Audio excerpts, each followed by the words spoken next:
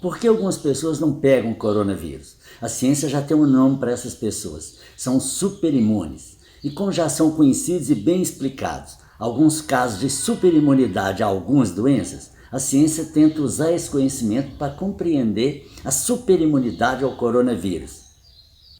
Esse é o canal Palavra de Médico, eu sou o Dr. José Rodrigues. A palavra de médico hoje é sobre a superimunidade ao coronavírus. E eu entro no tema logo depois dessa rápida vinheta.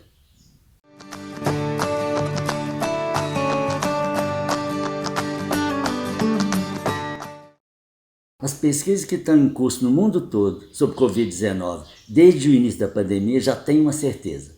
A genética está envolvida em vários aspectos da doença.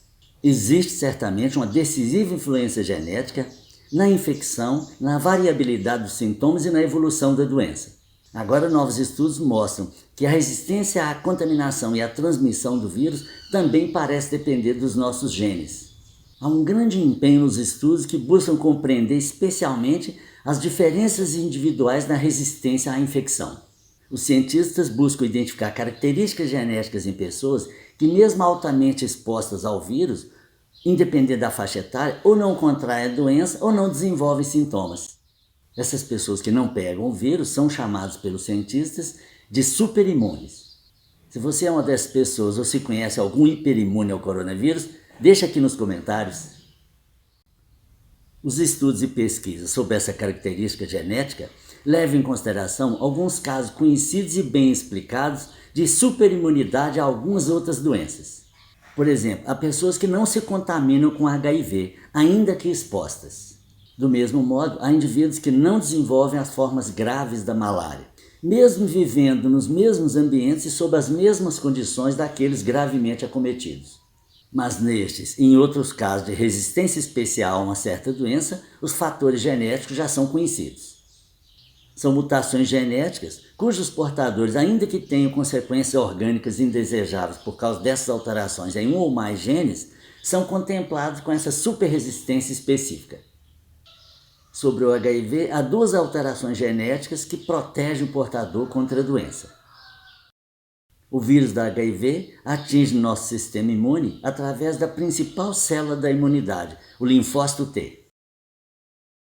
Ele penetra no linfócito por meio de um receptor de nome estranho, localizado na membrana da célula. E uma vez dentro do linfócito, promove sua destruição, e assim toda a imunidade fica gravemente afetada. Mas existe uma mutação genética que faz com que o linfócito T seja produzido sem esse receptor. A falta desse item na membrana do linfócito T, normalmente associada à deficiência de um outro receptor também de nome estranho, cria condições para alguns tipos de doenças musculares, mas o vírus da HIV não acha a porta de entrada. E assim o portador dessas mutações se torna imune ao HIV. E a malária também tem os seus superimunes. A malária é uma doença febril infecciosa aguda causada por protozoários do tipo Plasmodium, transmitidos pela fêmea infectada do mosquito Anopheles, o mosquito prego. Uma vez na corrente sanguínea, o Plasmodium invade e destrói os glóbulos vermelhos, sendo esse o mecanismo principal da gravidade da doença. Sua maior incidência se dá nos países situados na faixa tropical do planeta.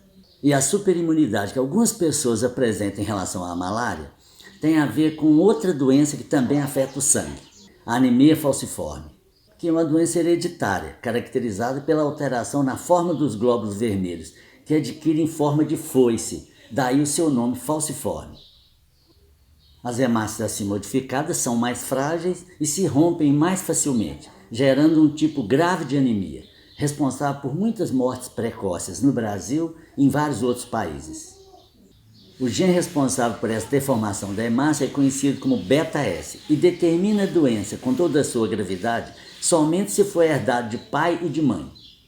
Quando a herança vem apenas de um dos genitores, temos o traço falciforme e neste caso a pessoa não desenvolve anemia e normalmente não precisa de tratamento.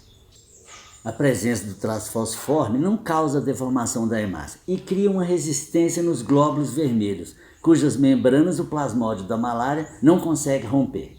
É por isso que os portadores do traço falciforme são superimunes às formas graves da malária. mas o mecanismo por trás da superimunidade ao coronavírus ainda é desconhecido. Há vários estudos em curso, inclusive no Brasil, envolvendo centenas de casais, onde um dos cônjuges desenvolveu uma forma grave da doença, enquanto o outro, vivendo no mesmo ambiente, com a mesma exposição, sob as mesmas condições, não foi contaminado. Há, portanto, uma ou mais características genéticas que algumas pessoas possuem que fecham as portas para a penetração do coronavírus em suas células. Procurar uma alteração em uma molécula de um gene entre os 25 mil genes que temos nos núcleos das nossas células é como procurar agulha no palheiro, mas é o que os cientistas estão fazendo mundo afora. Em algum momento saberemos exatamente por que algumas pessoas não se contaminam com o coronavírus, e esse conhecimento pode significar novos tempos no combate ao vírus. Porém, é importante ressaltar que mesmo aquelas pessoas que não se contaminam transmitem normalmente o vírus a outras pessoas. Ou seja, o vírus não penetra nas células dos superimunes, mas fica no seu sistema respiratório. E daí, com qualquer outra pessoa, passa para outro indivíduo através das gotículas de saliva. Portanto, independente das diferentes sensibilidades e imunidades, você contraindo ou não o vírus, é muito importante manter os cuidados necessários para não espalhar o vírus mais ainda.